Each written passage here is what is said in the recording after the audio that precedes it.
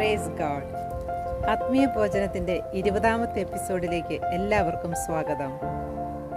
ഉൽപ്പത്തിയുടെ പുസ്തകം അധ്യായം 27 വാക്യം. അങ്ങനെ ദൈവം തൻ്റെ ഛായയിൽ മനുഷ്യനെ സൃഷ്ടിച്ചു. ദൈവത്തിൻ്റെ ഛായയിൽ അവിടുന്ന് അവനെ സൃഷ്ടിച്ചു. സ്ത്രീയും പുരുഷനുമായി അവനെ സൃഷ്ടിച്ചു. യേശുവിൽ പ്രിയ സഹോദരരെ, ലോക സൗന്ദര്യ മത്സരത്തിൽ ഒരു ആഫ്രിക്കൻ സുന്ദരിക്ക് സെമി ഫൈനൽസിൽ ഇടം ലഭിച്ചു. സെമി ഫൈനൽ മത്സരത്തിനിടയിൽ ഒരു വിധികർത്താവ് ഈ ആഫ്രിക്കൻ സുന്ദരിയോട് ഒരു ചോദ്യം ചോദിച്ചു. താങ്കൾ സുന്ദരിയാണോ? ആണെങ്കിൽ എന്തുകൊണ്ട്? ഇനി അല്ലെങ്കിലും എന്തുകൊണ്ട്? ഒരു നിമിഷം സദസ്സും മത്സരാർത്ഥികളും വിധികർത്താക്കളും നിശബ്ദരായി. എന്നാൽ ഈ നിശബ്ദതയെ ഭേദിച്ചുകൊണ്ട് ഈ ആഫ്രിക്കൻ സുന്ദരി ഒരു മറുപടി പറഞ്ഞു. അതെ, ഞാൻ സുന്ദരിയാണ്. ഒരുപക്ഷെ ഈ സദസ്സിൻ്റെ മുന്നിൽ ഞാനൊരു സുന്ദരിയല്ലായിരിക്കാം.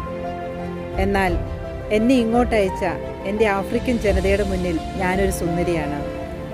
കൂടെ ഇതും കൂട്ടിച്ചേർത്തു, ഞാനൊരു ക്രിസ്ത്യാനിയാണ്. I am a Christian. ഞങ്ങളുടെ വിശുദ്ധ ഗ്രന്ഥത്തിലൂടെ എൻ്റെ കുഞ്ഞിലെ എൻ്റെ അമ്മ എന്നെ ഒരു കാര്യം പഠിപ്പിച്ചിരുന്നു. നമ്മെ സൃഷ്ടിച്ച നമ്മുടെ കർത്താവ്, നമ്മുടെ ദൈവം, ആ ദൈവത്തിൻ്റെ ഛായയിലാണ് നമ്മെ ഓരോരുത്തരെ സൃഷ്ടിച്ചിരിക്കുന്നത്. അതുകൊണ്ട് എൻ്റെ ദൈവം സുന്ദരനാണെങ്കിൽ ഞാനും സുന്ദരിയാണ്. യേശുവിൽ പ്രിയ സഹോദരരെ, ഇതൊരു കഥയൊന്നുമല്ല, നടന്ന ഒരു സംഭവമാണ്.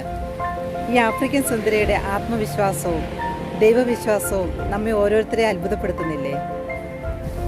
നമ്മുടെ മാതാപിതാക്കളുടെ ഛായയിലാണ് നാം ഓരോരുത്തരും എന്ന് നമ്മൾ അഹങ്കരിക്കാറില്ലേ? എന്നാൽ അതിനേക്കാൾ അഹങ്കരിക്കാൻ പറ്റുന്ന ഒരു കാര്യമല്ലേ നമ്മുടെ ദൈവത്തിൻ്റെ ഛായയിലാണ് നാം ഓരോരുത്തരും സൃഷ്ടിക്കപ്പെട്ടിരിക്കുന്നതെന്ന്? ദിവസത്തിൽ എത്രയോ തവണ നമ്മൾ നമ്മുടെ സൗന്ദര്യത്തെ വിലയിരുത്തുന്നു. എന്നാൽ എപ്പോഴെങ്കിലും നമ്മുടെ ദൈവത്തിൻ്റെ ഛായയിലാണ് നാം ഉള്ളത് എന്ന് നാം അഭിമാനിക്കാറുണ്ടോ? യേശുവിൽ പ്രിയ സഹോദരരെ, എത്രയോ അനുഗ്രഹങ്ങളാലാണ് നമ്മുടെ ദൈവം നമ്മളെ നിറവാക്കിയിരിക്കുന്നത്. നമ്മുടെ കുറവുകളെ ഓർത്ത് വിലപിക്കാതെ ഈ നിറവുകളെ ഓർത്ത് നമുക്ക് ഓരോ നിമിഷവും നമ്മുടെ ദൈവത്തിന് നന്ദി പറയാം. പ്രിയ സഹോദരരെ, ഈ ആഫ്രിക്കൻ സുന്ദരിയെപ്പോലെ നമുക്ക് നമ്മുടെ ദൈവത്തിൻ്റെ സൗന്ദര്യത്തിൽ അല്ല, നമ്മുടെ ഓരോരുത്തരുടെയും സൗന്ദര്യത്തിൽ ആത്മവിശ്വാസമുള്ളവരാകാം. അങ്ങനെ ആ ആത്മീയ ചൈതന്യത്തിൻ്റെ സൗന്ദര്യം നമ്മൾ ഓരോരുത്തരിലും നിലനിൽക്കട്ടെ. അതിനായി ഈ വചനത്തെ നമുക്ക് നമ്മുടെ ഹൃദയത്തോട് ചേർത്ത് വെക്കാം. ഈ വചനം നമ്മുടെ പാദങ്ങൾക്ക് വിളക്കും, പാതയിലൊരു പ്രകാശവുമായി തീരട്ടെ എന്ന് സർവശക്തനായ ദൈവത്തോട് ആത്മാർത്ഥമായി പ്രാർത്ഥിച്ചുകൊണ്ട് ദൈവ തിരുനാമത്തിന് മഹത്വം ഉണ്ടായിരിക്കട്ടെ. ആമേൻ. ഒരു കാര്യം കൂടി എല്ലാവരെയും ഒന്ന് ഓർമ്മിപ്പിച്ചോട്ടെ.